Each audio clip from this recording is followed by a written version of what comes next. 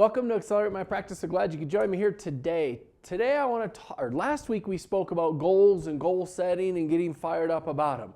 Today I want to talk about how does that process work in reality, because sometimes and oftentimes challenges, roadblocks, bumps in the road, whatever metaphor you want to use, tend to get in the way and slow us down and hold us back.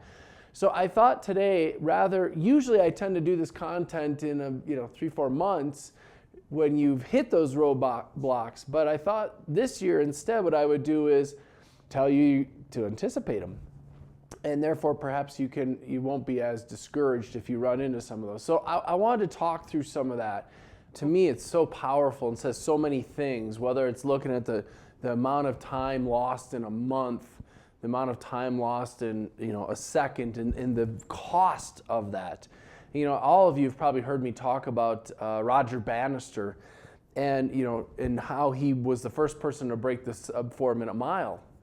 Nobody knows who the second one was, or at least very few people do, and his name was Landy. And the same is true with the Olympics as an example. That silver medal, while that's awesome, you're second in the world, and yet nobody has any idea who you are. So the challenge becomes, as we're trying to accomplish our goals and they don't always work out the way we want, how do we handle it? What do we do about it? And I want to kind of draw this out for you because I think you'll find it powerful. I'm going to head over to the board. And what I find that's interesting about it as I look at it is, most people, they sit here and they're sitting right here, right? This is where we are today, right here. And, my goal is up here. And so lots of people think that if I start right here, it should kind of progress like this.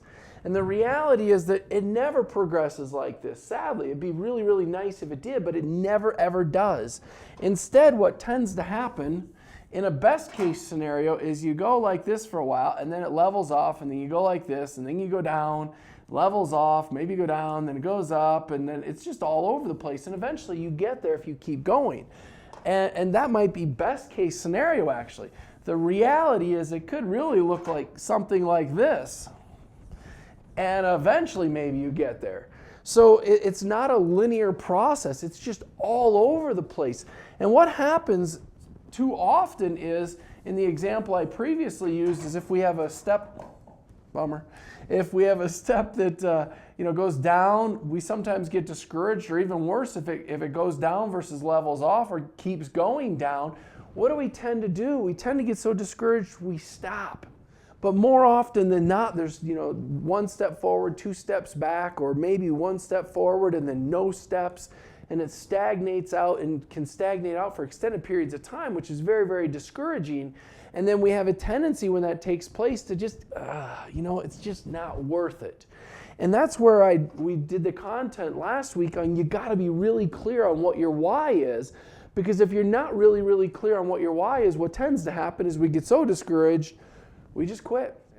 And so it's challenging to me and to see others who get stuck in this place where they're sitting there going, I think I'm just okay with accepting whatever this is. And what I want to encourage is to anticipate that you're going to have those challenges.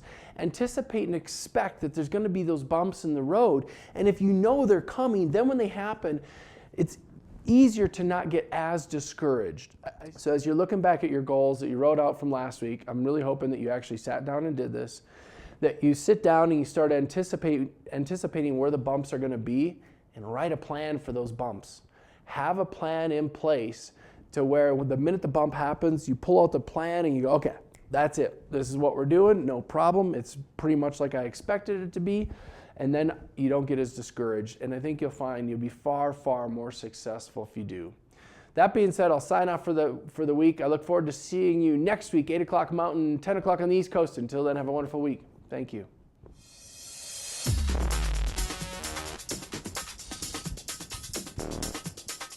What if you could have the practice of your dreams?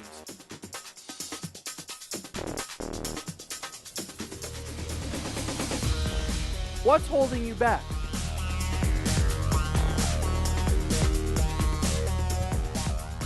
Imagine a life where you have everything you ever wanted.